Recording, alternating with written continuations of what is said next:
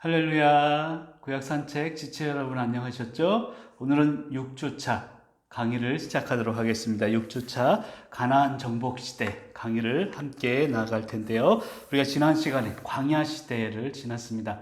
출애굽기 19장에 40장까지 그리고 레위기, 민수기, 신명기까지의 내용들을 살펴보았는데요. 이제 광야 시대를 지나서 여호수아에게 이제 모세가 지도권을 이양합니다. 그리고 나서 여호수아가 가나안을 정복하는 귀한 여행을 함께 하도록 하겠습니다. 우리 교재는 39쪽이고요. 39쪽을 펴시고 저와 함께 6번째 가나안을 정복해 나가도록 하겠습니다. 자, 교재를 보시고 같이 나아가겠습니다. 자, 오늘은 6주차 강의인데요. 자, 총 강의 수가 11주입니다. 이제 오늘을 지나면 절반이 지나게 되는데요. 더욱더 힘을 내주시기를 부탁을 드리고 이번 주 강의를 듣고 나서 한번 총 복습을 해보시기를 바랍니다. 1주부터 6주까지 절반을 지나고 있는데 참 시간이 빠르구나. 시간이 빠르면 생각만 하지 마시고 복습하시면서 함께 나아가 주시기를 부탁을 드립니다. 사실 지난 시간에 광야 시대를 하면서 출애굽기, 레위기, 민수기, 신명기까지 많은 내용들을 우리가 쭉 큰 틀 안에서 살펴보았습니다. 거기서 또한 이야기 드리고 싶은 것은 하나님이 율법을 주셨다는 것이죠. 그리고 두 번째는 성막을 광야 시대를 통해서 우리에게 주셨다는 것입니다. 하나님이 율법을 주신 이유가 어디 있을까? 율법을 우리가 지키게 하고 율법을 어기면 벌을 주기 위함일까? 이런 생각을 할 수가 있습니다. 그러나 율법을 주신 이유는요, 우리 이스라엘 백성을 이제 하나님의 선민 삼으시고 믿는 자들, 하나님의 백성으로 삼기 위함임을 아시길 바랍니다. 그러니까 율법의 목적은 우리 모든 사람들을 하나님의 백성 삼기 위함이다. 이것을 알아야 합니다. 그런데 두 번째로 성막을 주셨거든요. 성막을 주신 이유는 율법을 지키지 못한, 거룩함에 순종하지 못한 자들을 위해서 그들을 구하기 위함임을 알아야 될 줄로 믿습니다. 자, 어찌되었건 이제 율법과 성막을 주셨고 광야 시대를 통해서 이스라엘 백성들은 이제 훈련받고 성장하고 있습니다. 이제 모세가 죽고 여호수아를 통해서 가나안을 정복해 나가도록 하겠습니다. 근데 중요한 것은요, 우리 믿는 자들의 삶의 방향성입니다. 이스라엘 민족의 역사가 우리 믿는 자, 성도 한 분 한 분의 개인의 역사이기도 합니다. 이제 출애굽을 했죠. 그리고 쭉 지나면서 광야 생활을 통해서 이제 가나안으로 들어가게 될 텐데 우리의 삶도 그렇다는 것이죠. 광야의 삶, 고난의 삶이 있습니다. 그 고난의 삶을 이기고 가나안 땅으로 들어가는 것이 우리 삶의 방향성임을 믿으시길 바랍니다. 자, 39쪽 오늘도 화이팅 하시길 바라고요. 자, 지난 강의 광야 시대가 하나님의 백성을 만드신 기간이라 할 수 있습니다. 그러니까 광야를 통해서 고난을 통해서 이제 훈련된 병사들을 만드는 것처럼 훈련소의 과정이 바로 광야 시대라는 것이죠. 근데 가나안 정복 시대 오늘 강의는 하나님의 백성, 이제 하나님의 백성을 훈련시키셨는데 그 백성들이 살아갈 땅을 만드신 기간이 가나안 정복 시대임을 아시길 바랍니다. 그래서 오늘 우리가 살펴볼 것은 여호수아서 전체적인 내용을 살펴볼 수 있도록 할 것이고요. 그 중심에 여호수아라는 새로운 지도자가 등장을 하는 것을 볼 수 있습니다. 자, 1번 새로운 지도자 여호수아. 자, 여호수아서의 전체적인 내용을 살펴볼 텐데요. 가나안 정복 시대다라고 할 수 있습니다. 그러니까 요단강을 건넜습니다. 그리고 나서 가나안에 입성을 하고 나서 7년 동안 전쟁을 하게 됩니다. 그리고 8년 동안은 땅을 분배하는 그런 시간들을 보내게 되는 것이죠. 이 전체적인 내용 가운데 그 중심에 여호수아라는 지도자가 있었음을 기억하시길 바랍니다. 자, 모세가 출애굽을 인도했습니다. 그리고 나서 이제 모세가 죽게 됩니다. 120세의 나이로 이제 죽은 이후에 두 번째 지도자 여호수아가 백성들을 이끌게 됩니다. 그리고 나서 요단강을 건너게 되는데요. 요단강을 건너서 여리고성이라는 제일 먼저 전투를 하게 됩니다. 그리고 나서 7년 동안 여리고성 전투를 시작으로 31번의 전쟁을 하는데요. 7년 동안 31번이니까 얼마나 힘들었겠습니까? 그 중에서 30승 1패라는 전적을 여호수아는 가지게 됩니다. 그 1패가 바로 아이성에서의 패배죠. 여러분, 아이성은요, 그 31개의 성 가운데 가장 연약한 곳이었습니다. 그냥 눈 감고도 우리가 정복할 수 있을 것이다 라고 했던 교만의 마음이 이 가장 작은 성, 연약한 성 아이성에서 패배를 남게 된다는 것이죠. 어찌되었건 이제 7년 동안의 전쟁을 치르고 나서 요단 서편 땅을 차지하고 12지파에게 땅을 골고루 분배하게 됩니다. 그리고 여호수아도 이제 하나님이 허락하신 세월을 다하고 마지막 고별 설교를 하는 그 내용까지가 여호수아의 전체적인 내용이고요. 가나안 정복 시대라고 할 수 있습니다. 그러면 2번으로 넘어가서 역사서 괄호권 중 혹시 기억하십니까? 역사서가 몇 권인지 기억하세요? 기억하시네요. 자, 우리 구약 개론을 잠깐 이야기하면서 우리 그리스도인들은 역시 선하게 살아야 된다. 역시 선을 이야기 드렸습니다. 역사서, 시가서, 선지서, 그리고 17, 5, 17. 그 중에서 역사서가 뭐요? 모르니까 뭐요? 모세오경하고 역사서로 나누는데 모세오경이 5개 책입니다. 5경이니까. 그럼 17권의 역사서에서 남은 역사서는 12권이 됩니다. 근데 그 12권의 역사서 중에서 첫 번째 책이 바로 여호수아서입니다.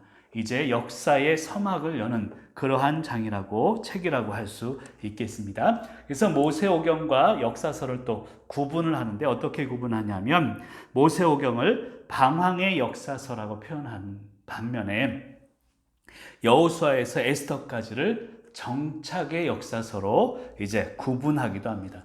그러니까 방황이 끝났다는 거예요. 모세오경을 통해서 방황을 했습니다. 그런데 이제 여호수아를 통해서 이제 정착이 시작된다는 것이죠. 그래서 여호수아서는요, 방황과 정착을 이어주는 그 중간 역할을 하는 책이다라고 할 수 있습니다. 그럼 여호수아의 이름의 뜻은 여호와는 구원이시다라는 뜻입니다.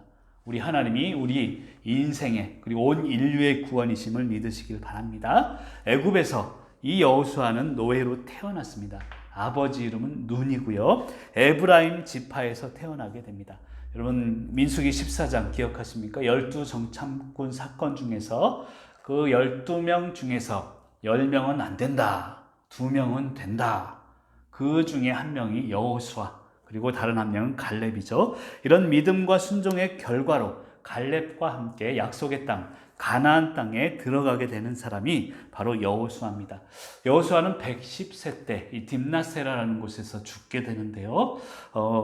정확한 그 기록은 없습니다만 이 가나안 정복 시대를 살펴보면 15년이거든요.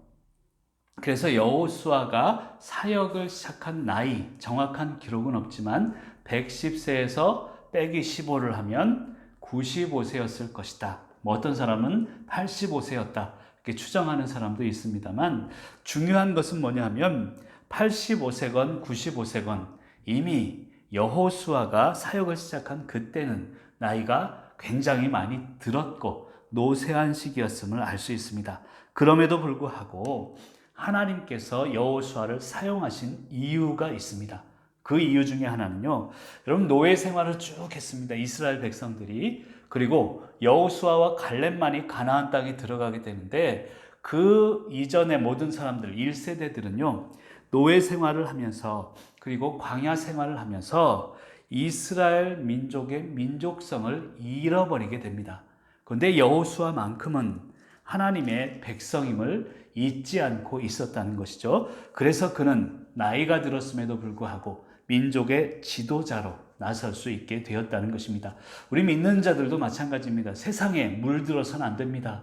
애굽 땅에 물들지 않았던 여호수아를 하나님이 선택하셨던 것처럼 우리도 세상에 물들지 않는 하나님 나라만 바라보는 그런 믿음으로 승리하시기를 간절히 소망합니다. 자, 40쪽으로 넘어가겠습니다. 40쪽. 가나안 정복 시대 숲 길잡이 여호수아 24장까지를 쭉 전체적으로 우리가 살펴보도록 하겠습니다. 제가 표로 만들어서 설명을 드리는 이유는 여러분들이 여호수아서를 읽으면서 전체적인 내용을 알고 여호수아서를 접할 때 은혜가 있다는 것입니다. 자, 여호수아 24장 시대는 가나안 정복 시대고요. 총 4가지의 부분으로 나눌 수 있습니다. 그러니까 크게는 2가지인데요. 가나안 정복과 가나안 정착으로 나눌 수 있고요. 가나안 정복도 2 부류로 나눌 수 있습니다. 그것은 바로 가나안 정복을 하기 위한 준비 과정과 가나안에서의 7년 전쟁으로 나누고요. 가나안 땅 정착하는 것도 2개의 부분으로 나누는데 12지파에게 땅을 분배합니다. 그리고 마지막에 4번째 부분은 여호수아가 고별 설교와 마지막 죽음을 맞이하는 데까지의 4부분으로 나눌 수 있습니다. 그럼 표를 보면서 한번 따라오시길 바랍니다. 자, 가나안 정복과 가나안 정착 2가지의 초점이 있는데요. 1장에서 5장까지는 가나안 입성을 준비하게 됩니다. 그래서 여리고성에 2명의 정탐꾼을 보내게 되죠. 요단강을 건너게 되고 길갈에서 할례를 받는 내용들이 5장까지의 내용들이 나오고 6장에서부터 이제 본격적인 전쟁이 시작됩니다. 가나안에서 7년 전쟁이 여기서 일어나게 되는 것이죠. 6장에서 12장까지. 그리고 13장에서 19장까지는 이제 가나안 정복 전쟁은 끝났습니다.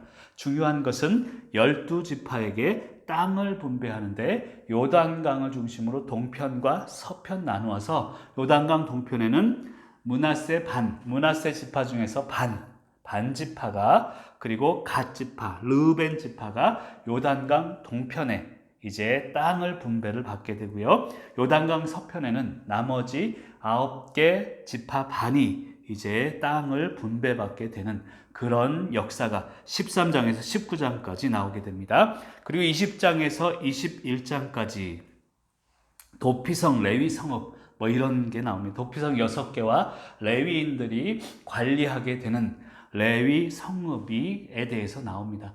이따 설명하겠지만 12아들과 12지파는 이제 동일하지는 않습니다. 보통 사람들이 생각하기를 12아들이 있으니까 그 12아들이 다 12지파가 됐다 생각을 하는데 약간의 차이점이 있습니다. 이따가 자세히 설명하겠지만 레위인, 그 한 가지 이유는 레위인 때문에 그렇습니다. 레위인은요, 하나님이 레위인에게 어떤 재산을 이제 허락하지는 않으셨습니다. 단지 이 온 이스라엘 지파의 땅들을 관리하고 이스라엘 지파들을 영적으로 관리하게 하셨죠. 그러다 보니까 레위 지파는 땅 분배에서 빠지게 되는 것이고요.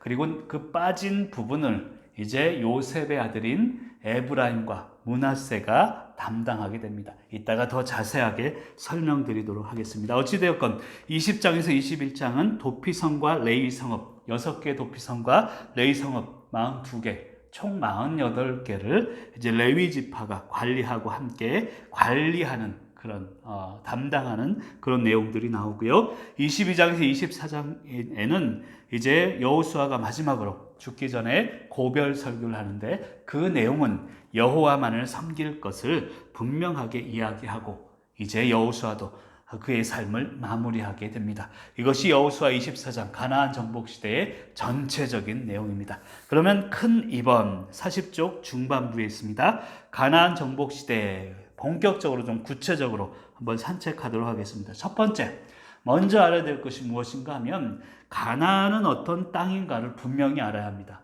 가나안은요, 지금 여러분 뉴스에 보면 팔레스타인 하는데 그 지역이 바로 가나안 지역이다라고 생각하면 됩니다. 지정학적으로 보면 우리 지도 6쪽 이따 강의 멈춤하고 보셔도 되고요. 이따 끝나서도 한번 보셔도 됩니다. 교재 6쪽에 보면 그런 지도가 나와 있는데 지정학적으로는요, 유럽과 아시아, 아프리카 이 세 대륙을 잇는 중간 위치에 있습니다.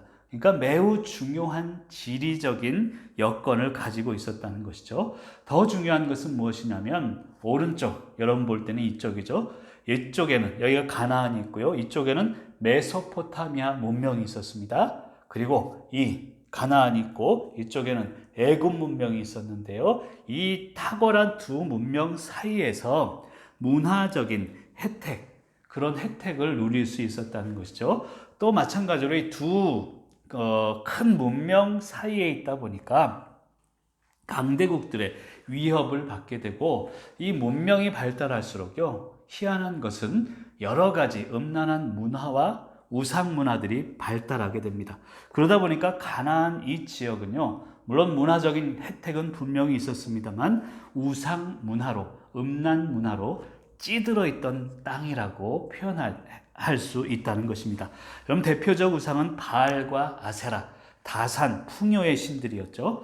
그럼 이들에게 제사를 드립니다. 우상 숭배를 하고 나죠. 제사가 끝나고 나면 제사장들이 있는데 여사제들이 또 있습니다. 그들과 함께 성행위를 하는 것으로 제사를 마무리할 정도로 이 가나안 땅은요, 음란과 우상의 문화에 찌든 땅이었습니다. 동성연애가 그 당시에 성행하고 있었고요. 그뿐만이 아닙니다.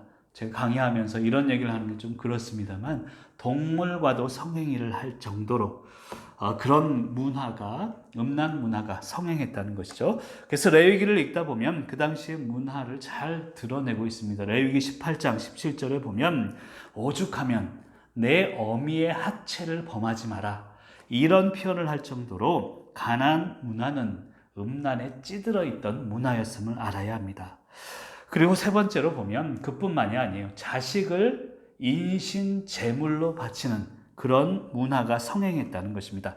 거기 교재 40쪽 밑에 보면 레위기 18장 21절을 제가 옮겨놨는데요. 같이 한번 읽겠습니다. 너는 결단코 자녀를 몰렉에게 주어 불로 통과하게 함으로 내 하나님의 이름을 욕되게 하지 말라. 여러분, 얼마나 이 자녀들 인신 제사가 성행했으면 이런 성경 구절이 있을 정도였을까라는 그런 생각이 들어집니다. 거기 제가 자세히 써놨습니다만, 이 인신 제사, 몰렉신에게 자녀를 바칠 때 자녀의 머리를 자른다는 거예요. 그리고 항아리에 넣고 나서 그 항아리에 넣은 머리는 흰놈의 골짜기라는 데가 있는데 거기다가 버린다고 합니다. 그런 머리가 잘라진 몸이 있을 텐데요. 그 몸은 그 몰렉 신상이 있는데 그 중간에 불을 때는 아궁이가 있었다고 합니다. 그 몸뚱이는 그 아궁이에 던진 후에 그 이후에 자녀를 바쳤으니까 얼마나 마음이 허하겠습니까? 그 당시에 몰렉 사제들과 함께 성행위를 하면서 그 마음을 달래던 곳, 그곳이 가나안 땅이라는 것입니다. 제가 강의를 진행하면서 이런 얘기까지 하는 게 참 저도 안타깝고 힘들다라는 생각이 드는데, 제가 이렇게 강조하는 이유는요, 가나안 땅, 가나안 문화는 우리가 흔히 생각할 때 적과 꿀이 흐르는 땅이다라고 생각하는데 실질적으로는 그렇지 않았다는 거예요. 한마디로 이야기하면 우리가 그 땅에 들어갈 때 구별되지 않으면, 준비되지 않으면 우리 또한 살 수 없는 땅이라는 것입니다. 저는 이렇게 표현하고 싶습니다. 누구나 들어갈 수는 있지만 아무나 들어갈 수 있는 곳은 아니라는 거예요. 누구나 살 수는 있어도 아무나 살 수 있는 땅이 가나안 땅이 아니라는 것을 알아야 합니다. 그냥 준비 없이 들어갔다가는 큰 코 다칠 수밖에 없는 땅이 가나안 땅이며 문화라는 것입니다. 그래서 제가 오늘 강의를 진행하면서 강조하고 싶은 것은, 내가 누구인가, 성도의 정체성을 알고 우리도 가나안 땅으로, 세상으로 들어가야 물들지 않을 수 있다는 것입니다.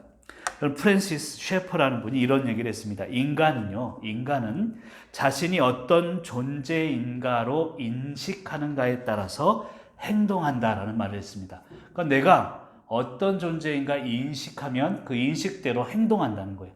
우리가 거룩한 성도라고 인식하고 정체성을 가지고 세상 속에 들어가면 성도로서 행동하고 승리할 수 있다는 것입니다. 준비하시길 바랍니다. 세상 속에서 거룩한 백성으로 승리하는 저와 여러분이 되시기를 간절히 축복합니다. 그러면 41쪽으로 넘어가서, 저도 성경을 공부하고 연구하면서 의문이 든 제 자신에게 질문을 했던 질문 중에 하나입니다. 왜 그러면 하나님은 그 이스라엘 백성을 출애굽시키시고 광야에서 고생을 그렇게 시키시고 난 다음에 가나안 땅, 하필이면 그 음란한 땅으로 들어가라 했을까? 이왕이면 깨끗하고 좋은 곳으로, 준비된 곳으로 들어가라 했으면 좋았을 걸 하는 생각이 든다는 것이죠.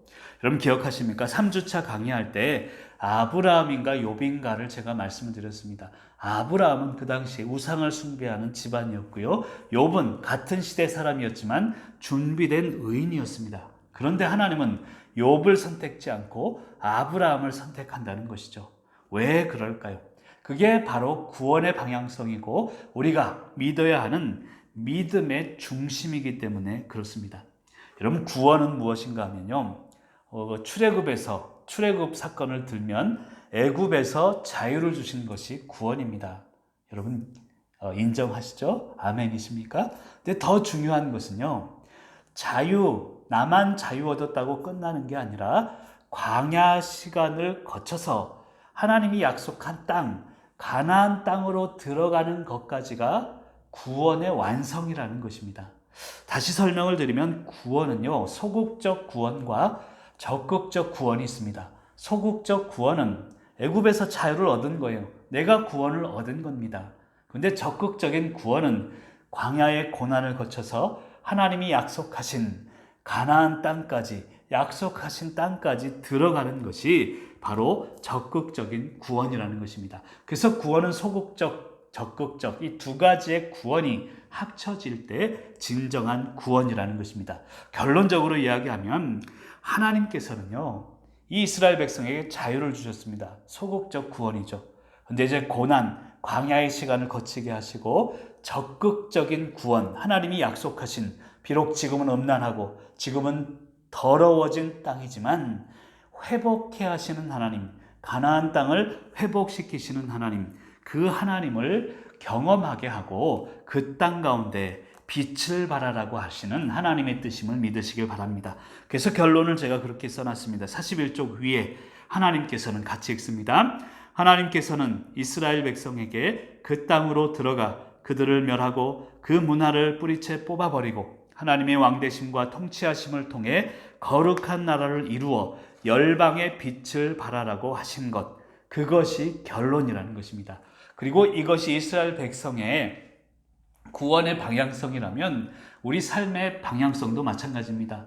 내 개인적인 하나님이 자유를 주셨습니다. 구원을 주셨습니다. 그런데 살다 보니까 신앙생활 하다 보니까 광야의 길을 지나게 됩니다. 야, 내가 안 믿었으면 이런 서름도 이런 부끄러움도 안 당했을 텐데. 근데 그것을 다 지나고 나서 이제 음란한 땅, 가나안 땅을 거룩하게 회복시키는 것처럼 우리도 열방 중에 지금 나의 상황 중에 빛을 발하며 사시는 저와 여러분이 되시기를 간절히 축복합니다. 그게 제가 교재에 써놓은 구원받은 자의 방향성이라는 것입니다. 그래서 가나안 땅에는 아무나 들어가서는 안 된다는 거예요. 어떤 사람이 들어가야 되는가 하면 구원받은 자의 방향성이 있는 자들이 들어가야 된다는 거예요. 구원받은 자의 방향성. 이게 무엇인가 하면 아까 제가 얘기했던 자유를 얻었지만 광야를 거쳐서 가나안 땅, 하나님이 약속하신 땅으로 들어가기 위해서 날마다 부단히 노력하는 것, 그게 구원받은 자의 방향성입니다. 여러분 구원 얻으신 줄 믿습니다. 제 강의를 듣는 모든 분들은 예수 그리스도를 구주로 영접하시고 영원한 생명을 얻으신 줄 믿습니다. 그렇다면 구원받은 자로서 어떻게 살아가고 있는가, 어떤 방향을 향해 나아가고 있는가, 이것을 깨달아야 된다는 것입니다. 그저 오늘 하루 불평불만하며 오늘 하루 그냥 내 상황 속에서 안주하고 있지는 않은지 날마다 나아가야 합니다. 가나안 땅을 향해 하나님의 약속을 향해 나아가시기를 축복합니다. 우리 구원받은 자의 방향성, 그것도 한번 같이 읽어보겠습니다. 시작. 하나님의 백성으로서 우상과 음란의 세상, 가나안 땅을 정복하고 하나님을 왕으로 모시며 그분의 통치 아래 거룩한 나라를 이루어가는 것이 바로 구원받은 자의 방향성이다. 이러한 방향성이 없던 이스라엘 1세대들을 하나님은 광야에서 40년 동안 방황하게 하시고 새로운 이 세대를 통하여 가나안 땅을 정복하게 된다. 방향성이 없는 그리스도인은 무의미하다는 것을 알아야 한다. 여러분 아멘이시죠? 우리 구원받은 저와 여러분들은 방향성이 있어야 합니다. 무엇을 믿는가? 무엇을 위해 믿는가? 이것을 날마다 고민하며 방향성을 가지고 나아가시기를 간절히 소망합니다. 다시 결론적으로 이야기하면 우리의 방향성은, 성도의 방향성은 세상을 정복하고 회복시키고 하나님을 나의 왕으로 여기며 이 온 인류를 하나님 나라로 만들어가는 것이라고 설명할 수 있습니다. 근데 중요한 것은 가나안 땅에 가려니까 들어가 보니까 그곳에 가나안 7족속이 있었다는 거예요. 이 7족속들을 하나님은 다 물리치고 정복할 것을 명령하셨습니다. 그래서 41쪽 밑에 보면 이스라엘이 입주할 때, 가나안에 들어갈 때 7족속에 대한 그림을, 지도를 제가 수록을 해놨습니다. 여기 보면 가나안 7족속이 어디에 있었는지 대략적으로 기록이 되어 있고요. 어디에 있다 이게 중요한 게 아니라 가나안 7족속이 그곳에 있었구나라고 생각하시면 되겠습니다. 여러분 가나안 7족속 머릿속에 외워두면 좋습니다. 그럼 성경을 읽다 보면 가나안 족속이구나 알게 되면 그 당시의 상황을 우리가 상상할 수 있거든요. 그래서 제가 가나안 7족속을 좀 우스갯소리 같습니다만 어떤 아이가 지나가고 있었던 거예요. 근데 막 뛰어가다 보니까 헤헤거리는 거예요. 헤헤. 그래서 아이가 좀 힘내라 하면서 히프를 때렸어요. 무슨 얘기 하나 하신 것 같은데 한번 따라하겠습니다. 아이가 지나가니까 아이여 헤헤거리지 말고 히프나 한 대 맞아라. 여러분 헤헤거리며 가기에 히프나 한 대 맞아라. 그러니까 아이여 헤헤거리며 가기에 히프 한 대 맞아라.